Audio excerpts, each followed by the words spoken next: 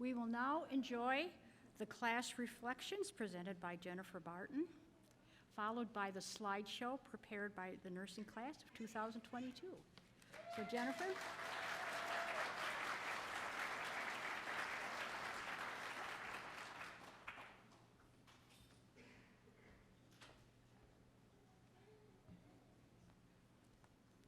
Good evening. Welcome to our graduates, instructors, distinguished guests, family, and friends.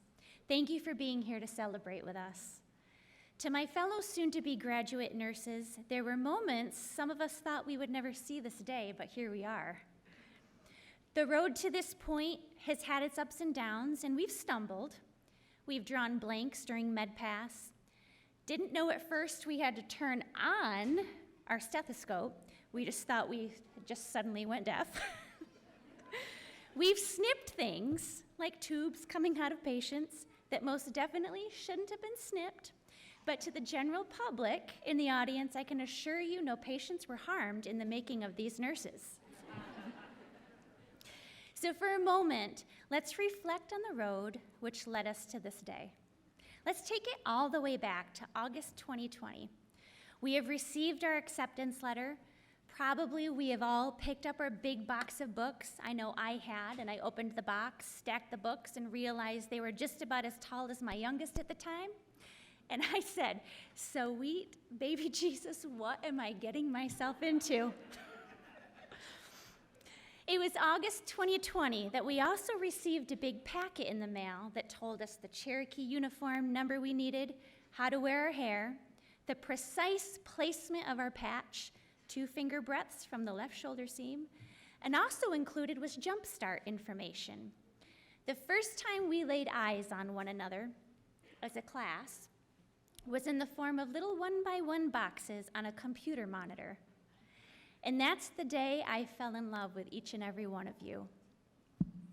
I thought to myself, these are my people.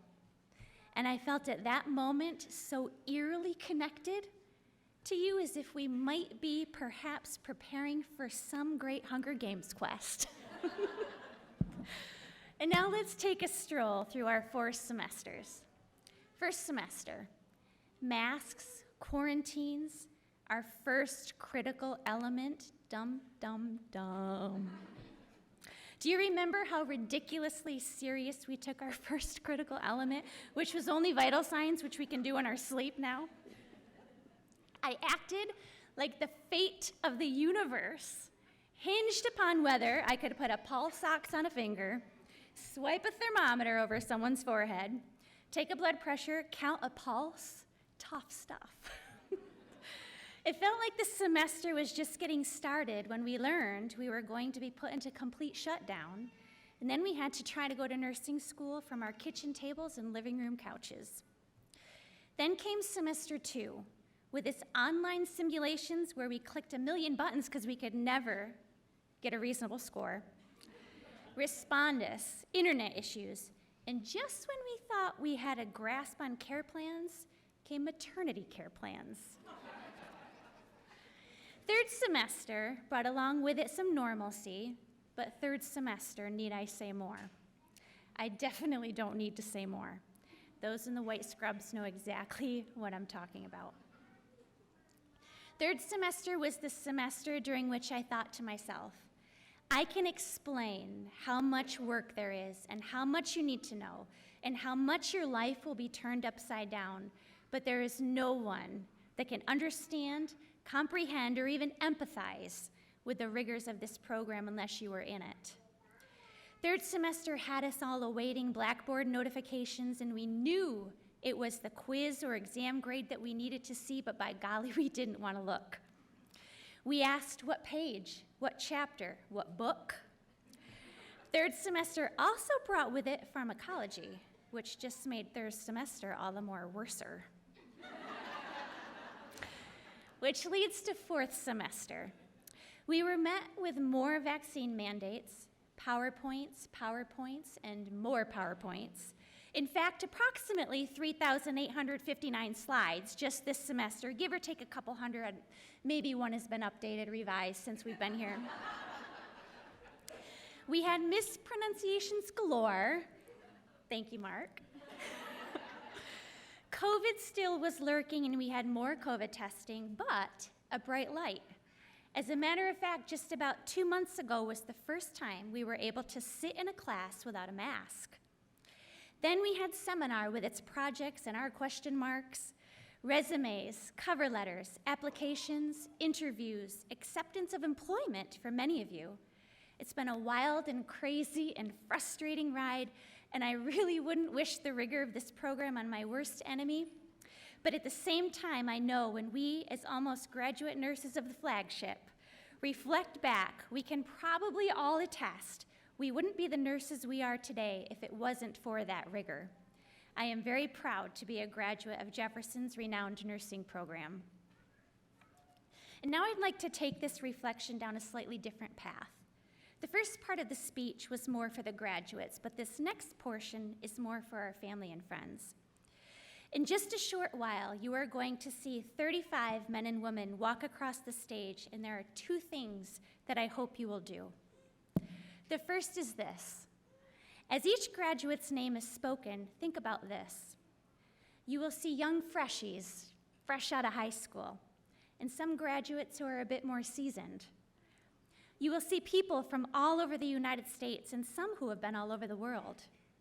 You will see mothers and fathers who juggled caring for children, balancing family schedules, and struggling with the thoughts that they weren't being a good spouse or parent because with the workload, they almost had to take a sabbatical from the spouse-parent role. There will be graduates who have been past United States military members and some who are present active duty military.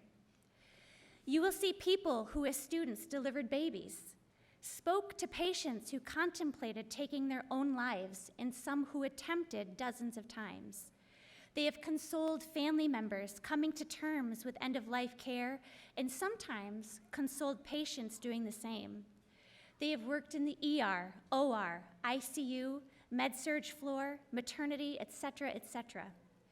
You will see people who endured major life changes over the past 2 years, changes in family dynamics, birthing of babies, illnesses, and those who will be experiencing major life changes shortly after graduation, weddings and more babies.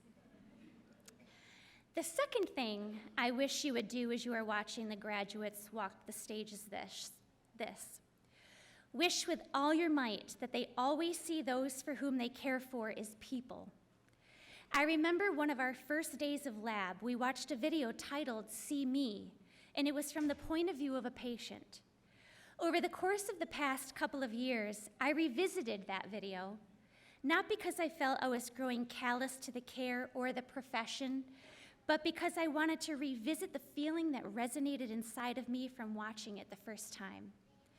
Being the caretaker of another human being in the form of the nurse is the most humbling and meaningful of vocations. A few short weeks ago, I went into one of my patients' room because her IV pump was beeping.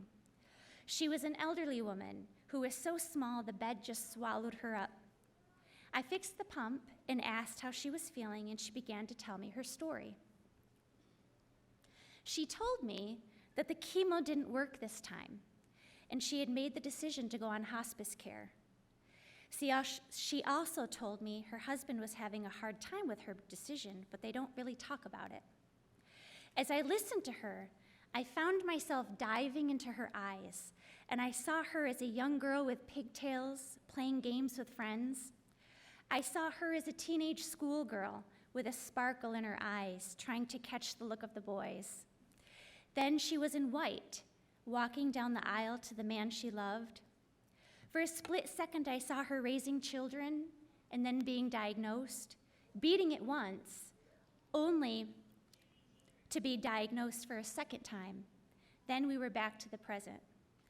I couldn't even respond to her. For a moment, I was so at a loss of words by the fact that I had the privilege of caring for this human who has loved, lost, laughed, and cried, lived a full life full of ups and downs, just trying her best to be the best she could be. It was then that I realized nursing is a privilege, and only a few are cut out of the cloth that makes a nurse, a cloth that can absorb tears, warm someone when cold, cover a wound, or provide security. Please wish that my fellow classmates and myself never lose sight of the sanctity of each human being and the humanity in nursing. And now my final thoughts. I am so very proud of each and every one of you. I sincerely look forward to following your careers, and I genuinely hope for your success, growth, and achievement. Thank you.